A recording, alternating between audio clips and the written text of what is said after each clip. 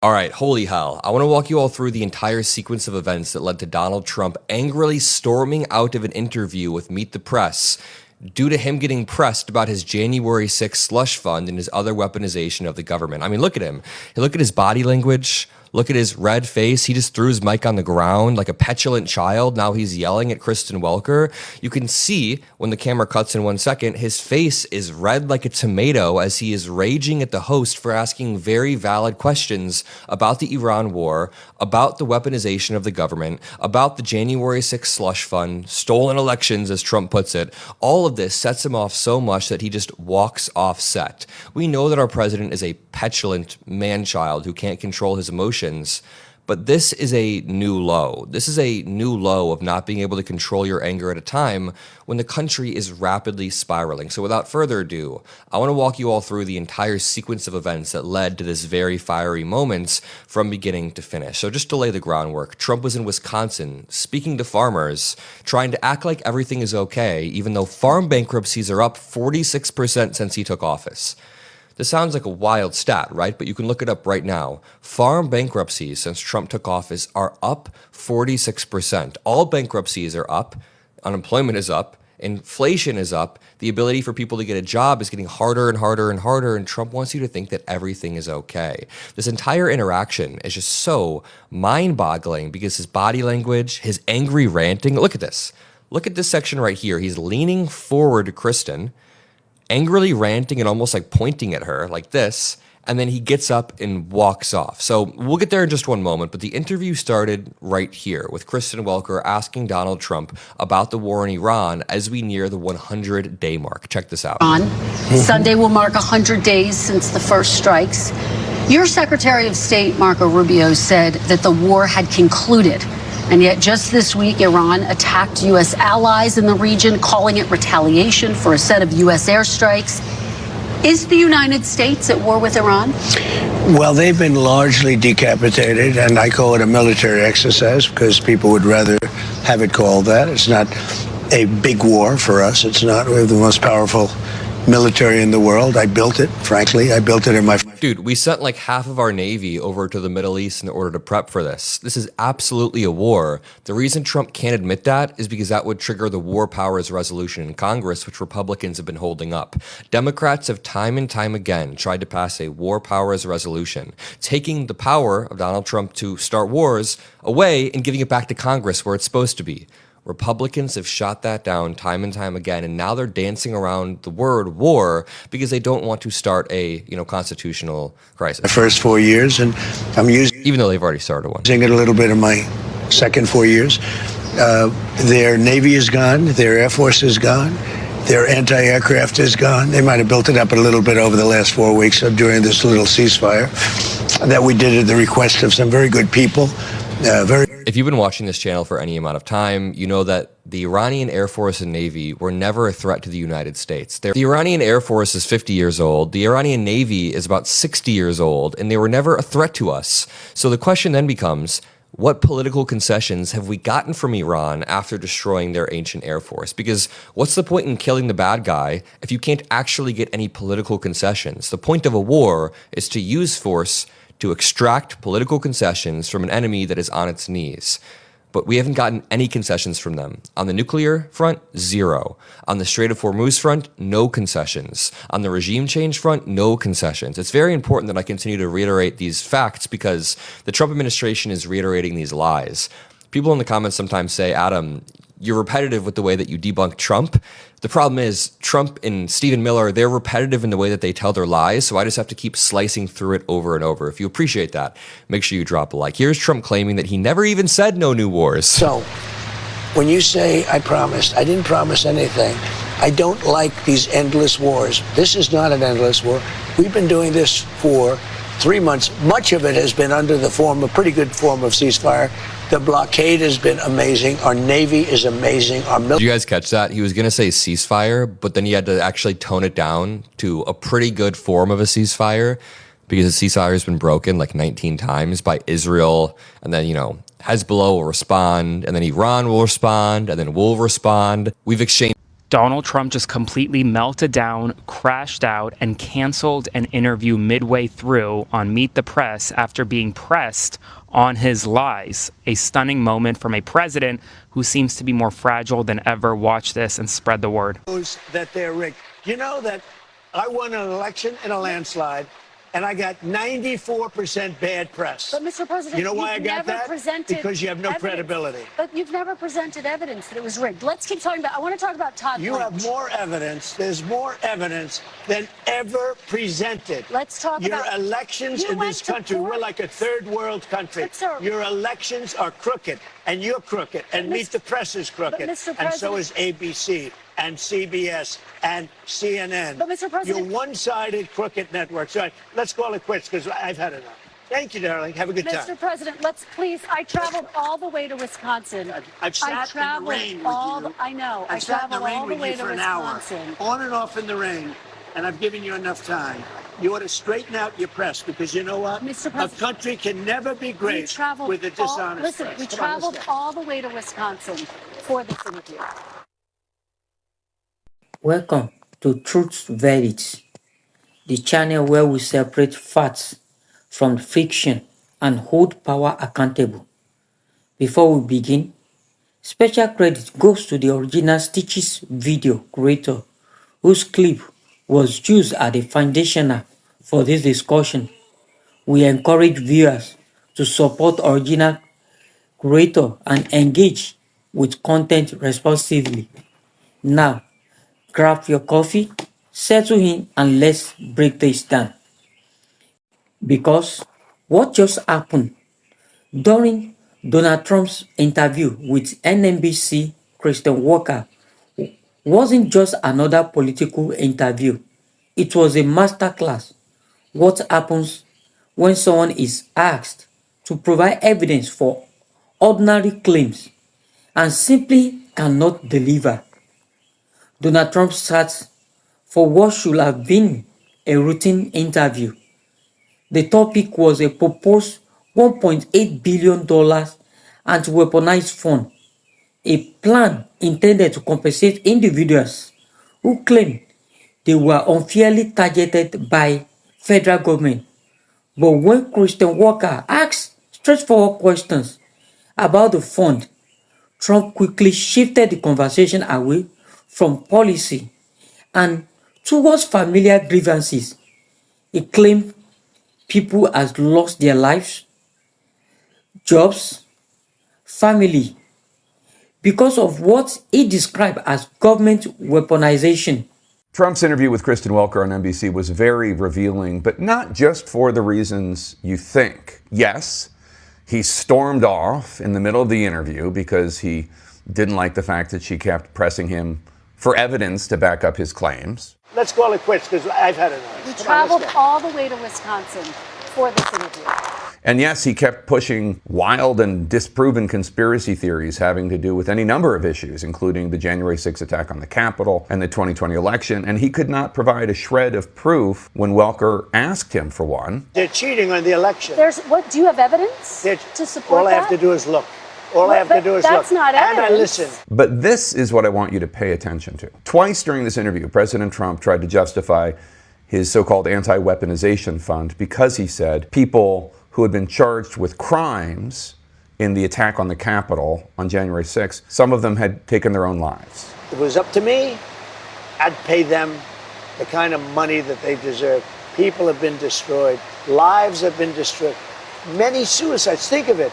People have committed suicide because a bunch of thugs went after them. It is also at least worth our attention, and certainly the president's attention, that so many of these police officers who suffered grievous injuries on those days either had to retire or quit the police force, and 4 of them took their own lives in the days and weeks following the attack on the Capitol by Trump supporters. U.S. Capitol Police Officer Howard Liebengood died by suicide 3 days after the riot. D.C. Metropolitan Police Officer Jeffrey Smith, hit by rioters on the helmet by a metal pole and other objects. His death by suicide 9 days after the attack was officially ruled a line of duty death. Metropolitan Police Department Officer Kyle DeFreytag was found dead on July 10th, 2021, and NPD Officer Gunther Hashida was found dead at his home on July 29th, 2021. If we are talking about the trauma suffered by individuals who were at the Capitol on January 6, 2021,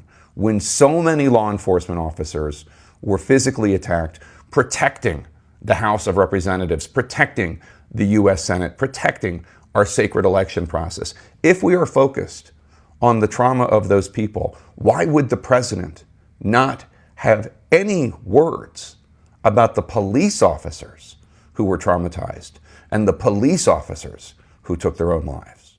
Donald Trump had a public meltdown yesterday on Meet the Press after being challenged by a journalist about his repeated lies about the election, about the insurrection, and other topics. Let's watch some of these clips and talk about it. You insisted no new wars. First of all, I didn't guarantee no war. I'm not going to start a war. I'm going to stop wars. No more wars, no more disruptions. We will have prosperity and we will have peace. Under Trump, we will have no more wars, no. Keep in mind that ending all the wars was one of Donald Trump's top 2 campaign promises for this election. The other one was fighting inflation. He hasn't done either. Next up. Let's talk There's about Todd tremendous evidence. There's nothing but evidence. The election was rigged. It was a dirty election. Mr. And it's President, happening again right now in never California. presented evidence It's happening that the right 2020 now in election was California. rigged. Right now, look at what's happening in California. Where's the evidence to that? Now, that one's particularly interesting. Trump is trying to claim that the elections in California are being stolen because it takes 4 days to count the votes. Yeah. And, she admits, 4 days is a lot. Officials say that's taking too long. It doesn't mean it's stolen. It doesn't mean anybody's cheating. Again, there's literally no proof. And Trump keeps getting asked repeatedly, where's the proof? He doesn't have proof. There's more. They had FBI agents ushering them into the building. There's no ushered evidence into of that, the building. sir. There's no evidence You of had that. a bunch of. He just lied there, and it was already debunked by Kash Patel, his own FBI director, who came out and said there were no FBI agents ushering anybody into the building. What happened was, after Trump supporters went violent and it was a riot with thousands of people attacking the police, the FBI sent some agents in for crowd control because, they were trying to overthrow the government. That was it. There were no undercover agents in the crowd. Nobody ushered people into the building. In fact, something like 23 of the insurgents claimed that they were ushered in by the police and by the FBI. All of them but one were convicted anyway. I mean, even the one that wasn't convicted, the judge said, well, nobody ushered you in. It was police, by the way, not FBI. But they opened the doors, so maybe you got confused. That was it. But FBI, nothing. That is, again, another conspiracy theory. And know how she says to him, yeah, but where's your proof? Crazy. There's more. I sat in the rain with you for an hour, on and off in the rain, and I've given you enough time. You want to straighten out your press because you know what? A country can never be great with a dishonest Listen, we press. traveled all the way to Wisconsin for this meeting. Trump then stepped on the microphone and walked away. Absolutely lost his mind because, again, watch what happened in that interview. He lied repeatedly and then got really angry and scary. That face was kind of scary, right? Red and everything. Because she simply said, where's your evidence? There's lots of evidence! But where is it? But that's the problem with these guys, and that's the problem with Donald Trump. He lies and lies and lies, and just a very simple question like, where's your proof? Sets him off. Very scary interview. It's not some masterclass in how to debag fascists. How many times do I say to you, there's only 2 things you have to do.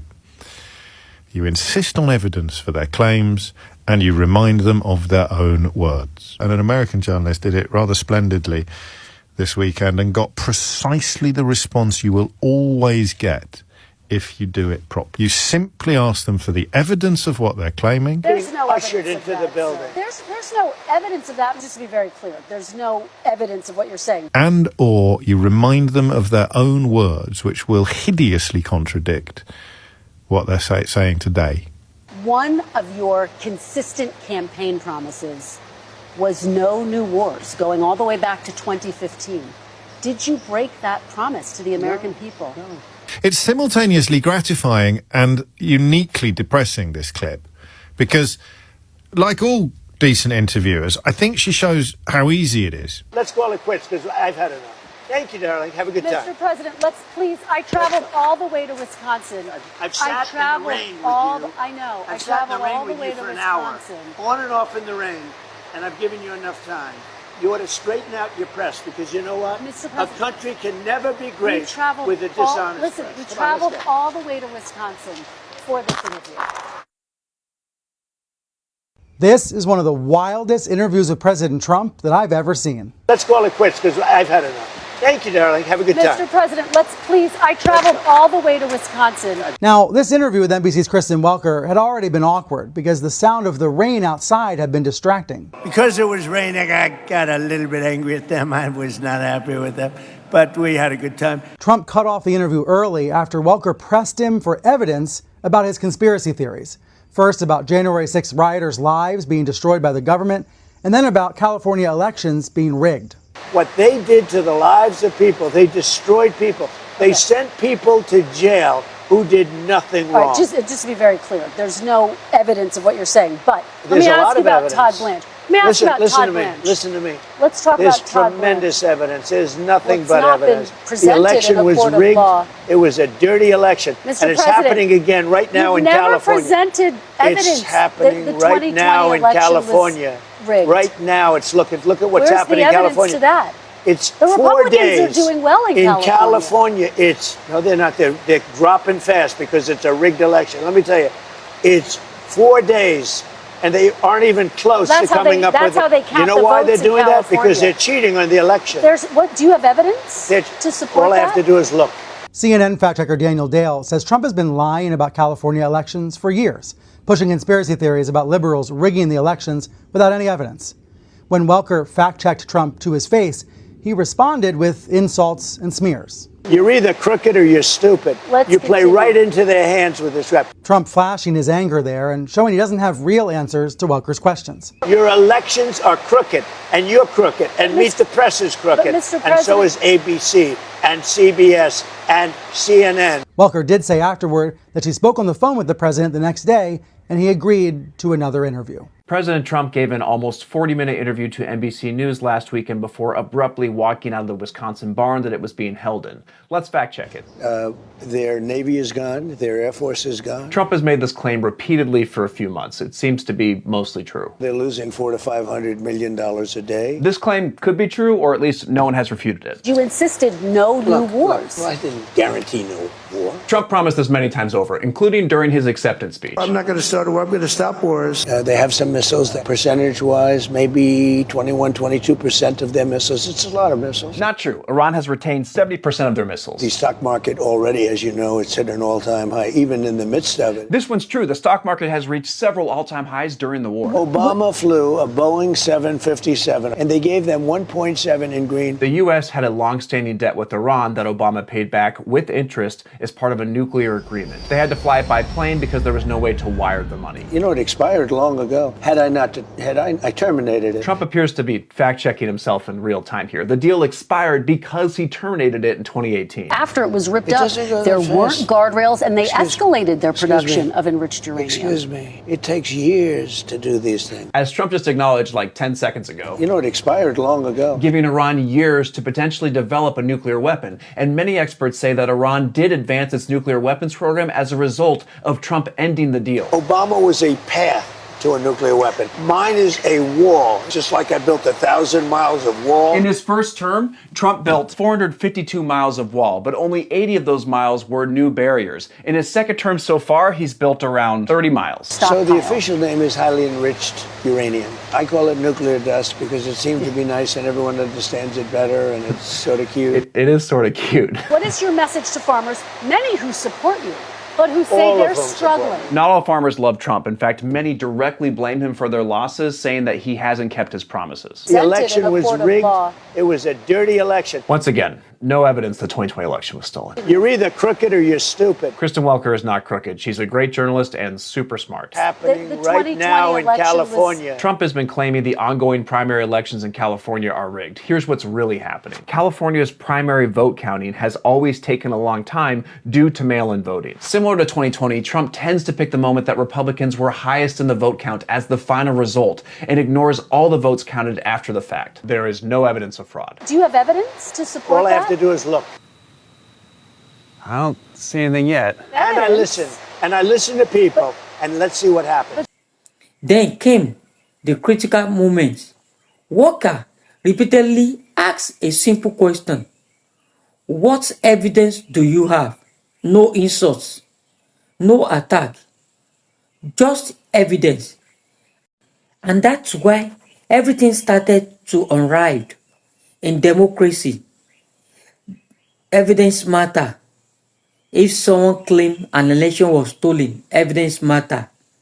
If someone claimed thousands of criminals convicted were the result of corruption, evidence matter. But throughout the interview, whenever Walker requested proof, Trump responded with statements like, all I have to do is look. Everybody knows. There is tremendous evidence, and yet no evidence was actually presented. Notice the pattern. The claim was repeated. The accusation grew loud, but the proof never arrived. And the distance is important. A claim is not evidence. A feeling is not evidence. A suspicion is not evidence. Evidence requires facts that can be independently verified. On one of the most heated moments involved January 6, Trump argued that many individuals persecuted after the Capitol attack were victims of government abuse and deserve compensation. And when asked about the people who assaulted police officers, he minimized the conviction and suggested many had pleaded guilty because they were afraid. Yes, the reality remains that hundreds of cases were reviewed through the judiciary process. Video evidence, witness testimony, and court proceedings were used in prosecution. Whether one agrees with every statement handed down in the legal debate, but claiming that everyone involved was innocent required evidence. And once again, none was provided. As the interview continued, something revealing happened. The conversation stopped being about policy. It stopped being about the fund. It stopped being about evidence. Instead, it became an attack on the interviewer. Trump called the press crude. He attacked NBC. He attacked other news organizations. He attacked the interviewer personality. This is a tactic seen frequently in politics. When the fact became uncomfortable, attack the person asking question. But attacking a reporter does not answer the question. Calling someone's name does not produce evidence. Insults are not proof. Then came the moment everyone is talking about. Rather than continue the discussion, Trump ended the interview. He declared he had enough and walked away. Think about that for a moment.